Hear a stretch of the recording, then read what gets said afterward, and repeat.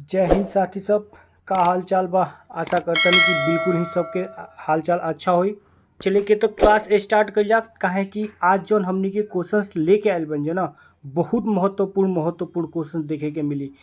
और ई क्वेश्चन जौन बाटे ना हमेशा एकदम एग्जाम में देखे के मिलेला। ऐसन ऐसन क्वेश्चन जौन बाटे एग्जाम में बिल्कुल देखे के मिलेला। तो घबरेला के जरूरत नहीं कि हर क्वेश्चन आसान भाषा में समझाल जाई, ताकि हर क्वेश्चन के होको हमनी के तैयारी बिल्कुल एकदम जम के तैयारी कर जाओ, ताकि एग्जाम में हमनी के कोनो प्रकार के परेशानी के सामना ना कर बनो, है ना।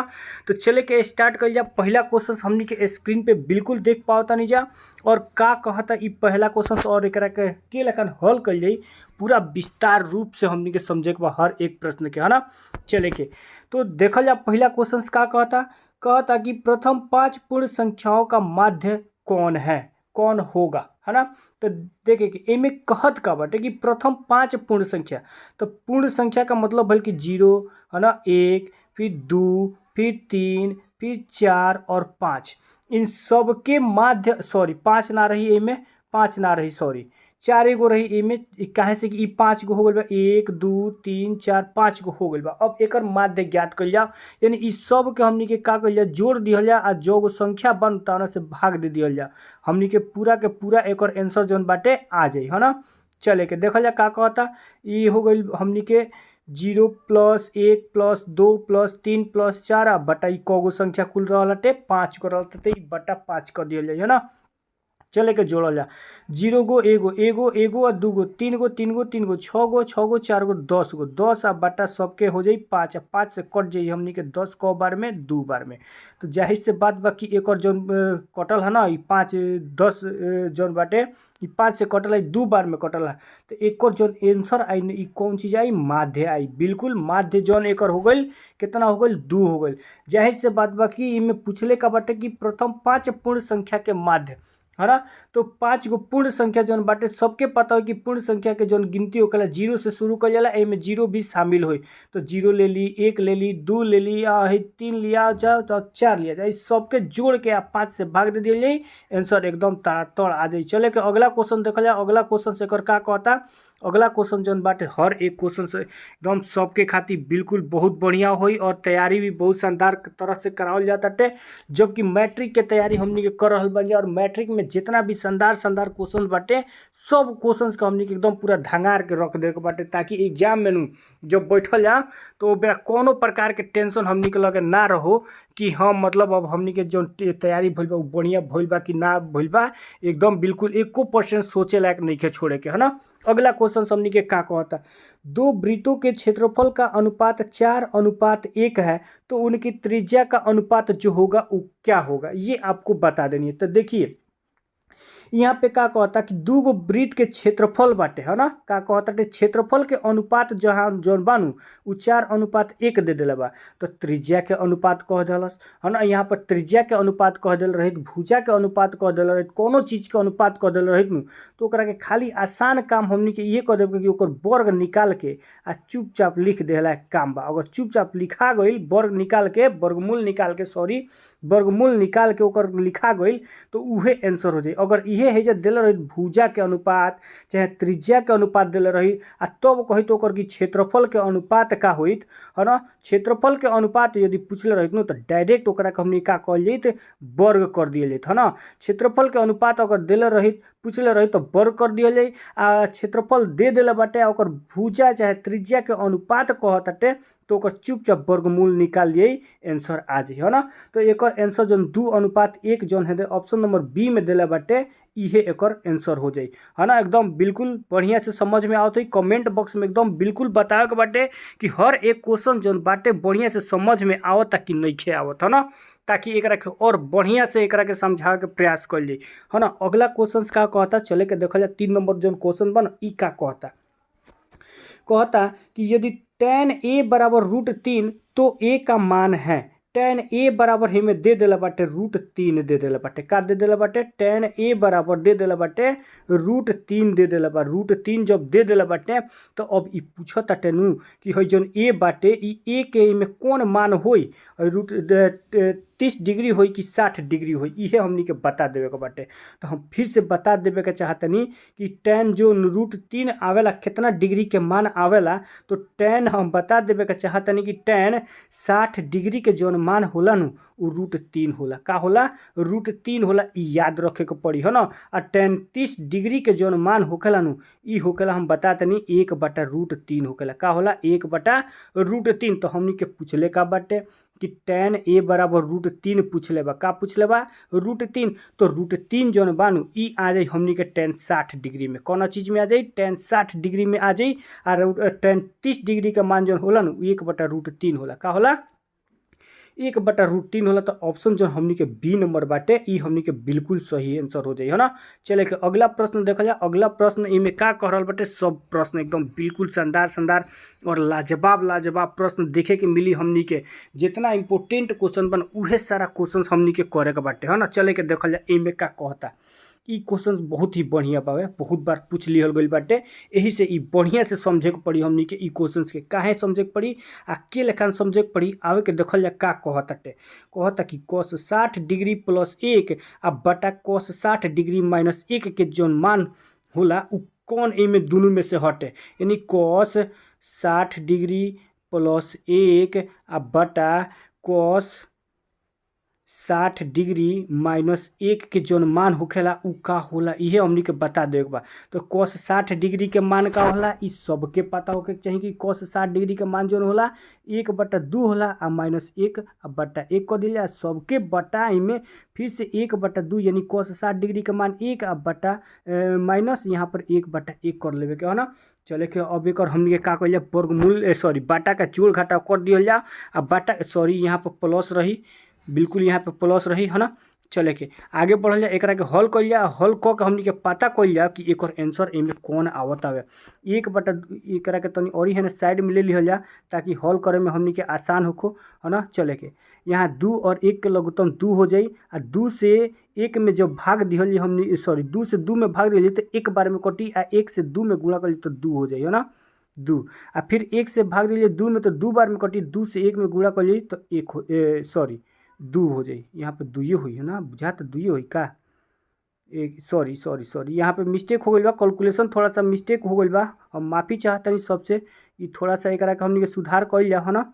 चले के सुधार करे के जरूरत बा। थोड़ा सा कैलकुलेशन जो रहल है ना यहाँ पर मिस्टेक हो गई है ना। चले के देखल जा का कहता कि काहे मिस्टेक भइला।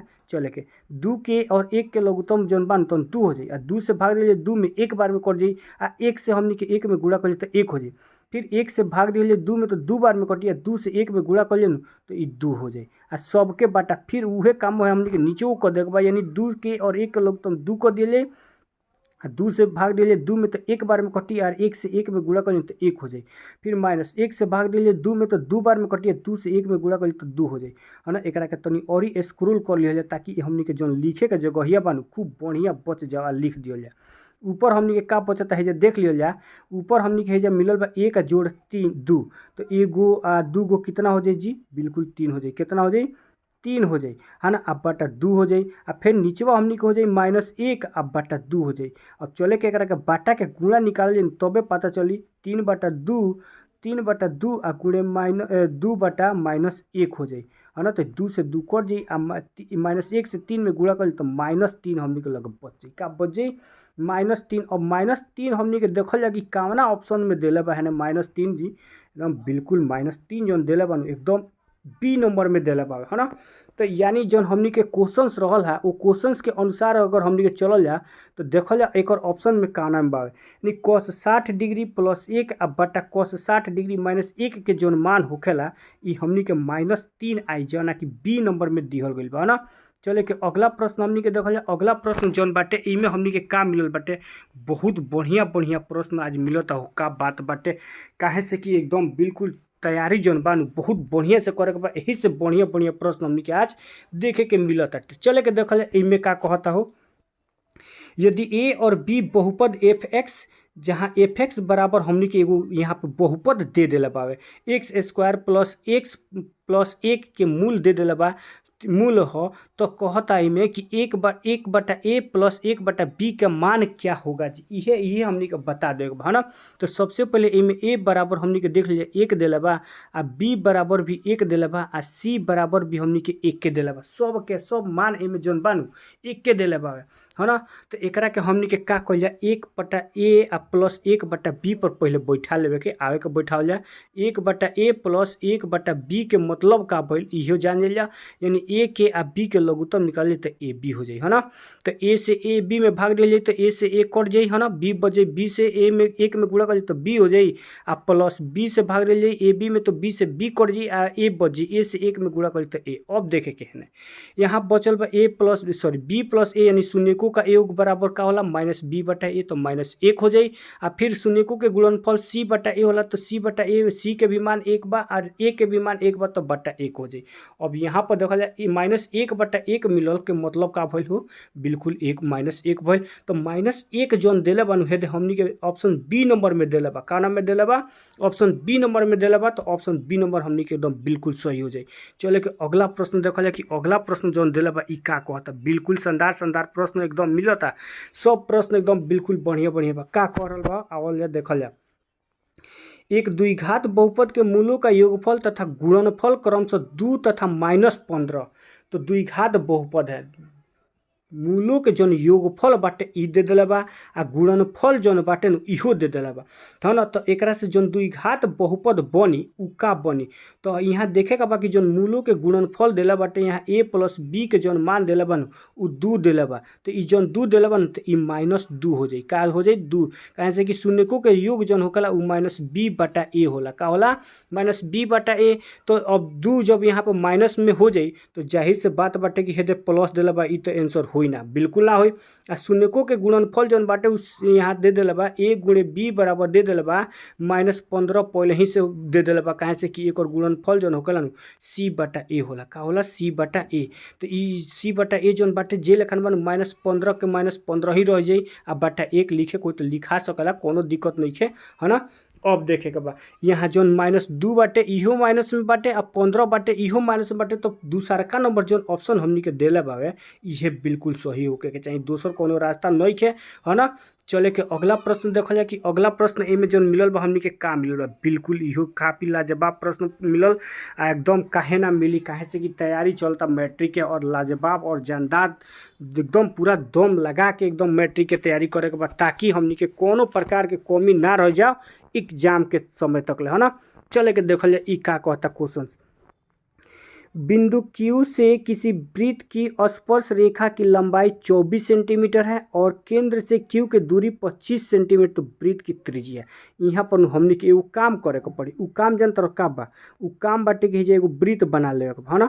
आ वृत्त से जौन त्रिज्या बाटे एकरे दूरी निकाले के बा। है सबसे पहले है जौन स्पर्श रेखा एगो बानू एकर दूरी एकर जौन लंबाई बाटे ना ई 25 ना एकर 24 सेंटीमीटर दूरी बाटे, कितना बाटे 24 सेंटीमीटर है ना। 24 तो बढ़िया से लिखा जाए, हाँ 24 सेंटीमीटर बा। आ है जौन केंद्र से ले करके एकरा के है कोनो बिंदु मिलाओ तो जैसे मान लो पी बाटे है ओ बा है क्यू बा है ना। तो एकर दूरी जौन बानू है 25 सेंटीमीटर बाटे। अब हमनी के ज्ञात का करे के बावे है जौन जीरो लौकत न जीरो एकरा के तनी स्क्रॉल करके ऊपर कर लिया जाए, तनी और स्पष्ट रूप से लौकी, साफ लौकी एकदम देखे में। चले के ज्ञात कर लिया एकरा के कि एकर आंसर कितना आवता है। ओ क्यू के मान हमनी के ज्ञात कर देगा, का चीज़ के ज्ञात करे बा ओ क्यू के। तो ओ क्यू ज्ञात करे खातिर हमनी का करे पड़ी, 25 के स्क्वायर में से 24 के स्क्वायर घटा दिहलिन तो हमनी के आंसर आ जाई है ना। तो 25 के स्क्वायर कर लिए 625 हो जाई, आ 24 के स्क्वायर कर लिए तो कितना होई हो आओ तनी गुणा कर लिहल 24 में 24 से गुणा करके 4 चौका 16 आ 4 दूना 8 1 9 आ 2 चौका 8 हई हो जाई तार 2 दूना 4 ई आ गई हमनी के 576 आ गई, कितना आ गई कितना हटे हो हई 8 हटे, हाँ 576 आई 576 आई। अब हे दोनों में से घटा दो खूब बढ़िया से आंसर हमनी के लागत कि आ जाई का दूना के 15 में से 6 घट जाई तो 9 बच जाई, आ यहाँ 2 बच गई बा तो 2 ना हुई एक कहीं हुई, कहे से कि एगो हासिल दे दिल रहा एकरा के। तो 11 में से 7 घट जाई तो 4 बच जाई है, 5 से 5 जीरो जाई 7 आ गई हो, कितना आ गई 7। अब हमनी के देखे के बाकी जौन 7 आइल बन ई काना ऑप्शन में लौकता, तो ई 2 नंबर ऑप्शन में लौकता, बी नंबर ऑप्शन में लौकता। तो एकदम बिल्कुल सही जवाब हुई हमनी के बी नंबर है ना। चले के अब अगला प्रश्न देख लिया जाए। ई प्रश्न में हमनी से का कह रहल बा, बिल्कुल इहो शानदार प्रश्न मिलल बाटे। कितना शानदार आज प्रश्न हमनी के मिलता है ना, इहो देखल जरूरी बाटे। हर एक प्रश्न जौन मिलल बन ई सब पहले के पूछ दिहल गइल बा, तौने प्रश्न हमनी के आज करत तनी जा, है ना। देखे का कहता है, कहता कि बिंदु है एगो दे दिल बा, बिंदु -4 3 की स्थिति किस पाद में है। चले के तन एगो हमनी के ग्राफ बना लेवे के और देख लियल जाए कि कौना पाद में स्थित बाटे, हो ना। चले के है एगो हमनी के पहले ग्राफ खींच लेवे के, जाना के चतुर्थांश कहल जाला, नियम कक्ष कहल जाला। हई x हो गइल, हई x डैश हो गइल, है ना, हई y हो गइल, हई y डैश हो गइल। अब इहे हमनी के देखे के बा, हई जौन पहिला होखेला तन प्लस प्लस होखेला, हई पहिला चतुर्थांश, है ना, हई दूसरका चतुर्थांश, हई तीसरका चतुर्थांश, हई चौथका चतुर्थांश। ई याद रखे के पड़ी हमनी के हमेशा, है ना। अब पहिलका के जौन बा तन प्लस प्लस बा, आ दूसरका के जौन बा ई माइनस प्लस बा, आ तीसरका के जौन बा माइनस माइनस बा, आ चौथका के जौन होखेला तन प्लस माइनस होखेला। का होला प्लस माइनस होखेला। अब हमनी के देखे के बा जौन है देला बाटे हमनी के क्वेश्चंस में, ई देले बाटे हमनी के का देले बा -4 आ 3, यानी एगो प्लस में आ एगो माइनस में देले बा। तो एगो प्लस में यानी सॉरी एगो माइनस में देले बा आ दूसरका प्लस में देले बा। का चीज़ एगो माइनस में बा आ दूसरका प्लस में बा। तो एगो माइनस आ दूसरका प्लस हमनी के कहाँ नजर आवता, दूसरा में आवता, द्वितीय पाद में हमनी के नजर आवता। यानी ई द्वितीय पाद जौन होखेला एक चिन्ह निर्देशांक का होला माइनस और प्लस होखेला। ई याद रखे के पड़ी हमनी के हर हाल में, है ना। चले के आज इतना ही क्वेश्चंस कल जाई, और अगला क्वेश्चंस खातिर हमनी के अगला क्लास में मिलल जाई, अगला वीडियो में मिलल जाई। कैसन लागल ई क्लास एकदम कमेंट बॉक्स में बिल्कुल जरूर बताए के बा कि कितना एक में क्वेश्चंस पता बाटे, कितना के पता नहीं के। जाना के आंसर पता होई ओकर एकदम जवाब कमेंट बॉक्स में जरूर भेजे के बा, ना एकदम। चले के अगला क्लास में हमनी के फिर से मिल जाए, तब तक खातिर जय हिंद।